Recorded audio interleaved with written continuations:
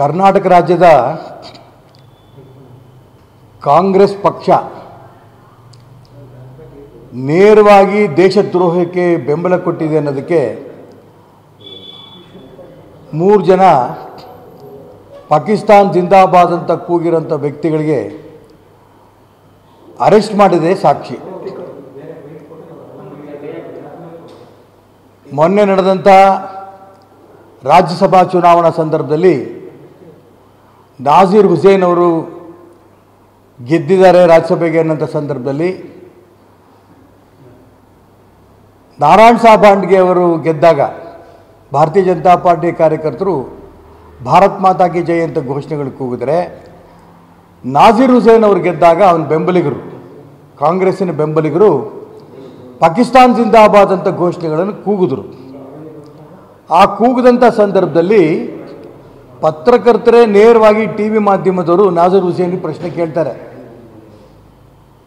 ನಿಮ್ಮ ಬೆಂಬಲಿಗರು ಪಾಕಿಸ್ತಾನ್ ಜಿಂದಾಬಾದ್ ಅಂತ ಕೂಗಿದ್ದಾರೆ, ಇದಕ್ಕೇನು ಹೇಳ್ತೀರಿ ಅಂತ. ನಾಜೀರ್ ಹುಸೇನ್ ಅವರು ಯಾರು ಪಾಕಿಸ್ತಾನ್ ಜಿಂದಾಬಾದ್ ಅಂತ ಕೂಗಿದ್ದಾರೆ ಅವ್ರನ್ನ ಹಿಡಿದು ಕಪಾಳ ಕೊಡೋದು ಪೊಲೀಸ್ನವ್ರಿಗೆ ಕೊಡಬೇಕಿತ್ತು. ಅದು ಬಿಟ್ಟು ಯಾವ ಟಿ ವಿ ಮಾಧ್ಯಮದವರು ಇವರು ಪ್ರಶ್ನೆ ಕೇಳ್ತಾರೋ ಪತ್ರಕರ್ತರಿಗೆ ವಾಪಸ್ಸು ಏಕವಚನದಲ್ಲಿ ಬೈದು ಕಳಿಸ್ತಾರೆ. ಇದಾದ ನಂತರ ಇನ್ನೂ ಘೋರ ಅಪರಾಧವನ್ನು ಕರ್ನಾಟಕ ರಾಜ್ಯದ ಉಪಮುಖ್ಯಮಂತ್ರಿ ಮಾನ್ಯ ಡಿ ಕೆ ಶಿವಕುಮಾರ್ ಅವರು ಹೇಳಿಕೆ ಕೊಡ್ತಾರೆ, ಪಾಕಿಸ್ತಾನ್ ಜಿಂದಾಬಾದ್ ಅಂತ ಕೂಗೇ ಇಲ್ಲ,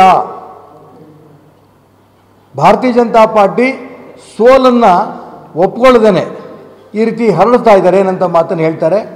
ಪ್ರಿಯಾಂಕಾ ಖರ್ಗೆ, ಲಕ್ಷ್ಮೀ ಹೆಬ್ಬಾಳ್ಕರ್ ಇವರೆಲ್ಲರೂ ಕೂಡ ಪಾಕಿಸ್ತಾನ್ ಜಿಂದಾಬಾದ್ ಅಂತ ಕೂಗೇ ಇಲ್ಲ, ಈ ಮಾತನ್ನು ಸ್ಪಷ್ಟವಾಗಿ ಹೇಳ್ತಾರೆ. ಆದರೆ ಮಾನ್ಯ ಮುಖ್ಯಮಂತ್ರಿ ಸಿದ್ದರಾಮಯ್ಯನವರು ಯಾರು ಕೂಗಿದ್ದನ್ನು FSL ರಿಪೋರ್ಟ್ ಬರುತ್ತೆ, ಅದರಲ್ಲೇನಾದ್ರು ಕೂಡ ಕೂಗಿದ್ದು ಖಾತ್ರಿ ಆದರೆ ನಾವು ಅವ್ರ ಬಗ್ಗೆ ಕಠಿಣ ಕ್ರಮ ತಗೋತೀವಿ ಅಂತ ಮಾತನ್ನು ಹೇಳ್ತಾರೆ. ನಾನು ಮುಖ್ಯಮಂತ್ರಿಗಳ ಮಾತನ್ನು ಸ್ವಾಗತ ಮಾಡ್ತೇನೆ ಮತ್ತು ಅವ್ರಿಗೆ ಅಭಿನಂದನೆ ಕೂಡ ಸಲ್ಲಿಸ್ತೇನೆ.